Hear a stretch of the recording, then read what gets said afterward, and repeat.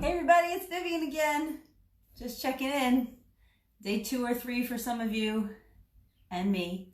And I'm just checking in, doing these little live videos because there's, stuff that's coming up for me that might be relevant for you. I don't know. So I'm thinking, is anybody running into a little bit of resistance? Are you feeling a little pushback? What's that all about, right? So, it's not business as usual, so we can't conduct business as usual, not even in our lives. Even me, I'm like, oh, my morning is going to be totally disrupted. I'm not used to doing all these things. I'm not going to take my spirulina and my shakes the way I normally do because that's scheduled before I work out. There in the background is my kettlebell. This morning I woke up with, I think I have someplace to be or someplace to go because we're in that routine. We're in that regular pattern and we are being disrupted right now. So I'm wondering if anybody's feeling a little resistance to that. But that's the stuff. That's where we do the work. That's when the awakening and certain things can happen in your body when you realize what is that resistance and you can calm down and breathe into that. And yesterday when I went to the beach, I didn't have really anything planned to say. Like I don't really have anything planned to say now, other than when I looked at the waves. Nature is very inspiring. And if you're feeling a loss for connection, definitely go out in nature. It doesn't matter that it's overcast and gloomy. Today's St. Patrick's Day. You can look at a 4-leaf clover and, kind of meditate on that or think about what's special about the connection of those 4 leaves. Maybe there's 4 corners in your life. Maybe it's a reminder of the 4 agreements. Something that will bring to mind,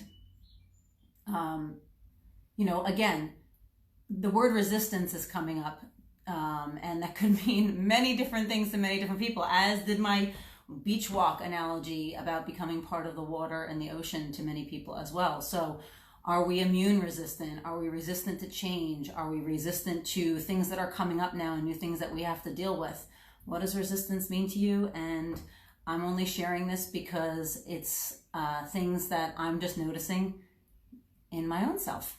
So today I'm about to do my workout. And though this is me time, don't worry, I'm not about to do some yoga and my high impact or high intensity impact training in front of you live. Don't worry about that. But I do want to give a shout out and a special thanks to my friends at the training room that they loaned out the kettlebells, thankfully, like a kettlebell library. And I think my eyes are bigger than my muscles, but we'll see how I do. That's 14 kilograms or 30 pounds. That's a lot for me to press, but I'm going to get really strong and I'm going to keep building myself and my body up and keeping my spirits up, because part of keeping your spirits up is your subconscious is a huge part of your immunity. And when we're pushing against resistance, I'm going to try to keep these videos short, but there's so much to say. I'm getting really inspired. When you're pushing against resistance, the stuff in your subconscious is going to come out. It's going to come out. So knowing that your subconscious is peaceful and ready to tackle things, you got to work on that stuff too. And one great way to uncover or delayer your subconscious is physically exhaust yourself. That's right. So I'm going to do my workout.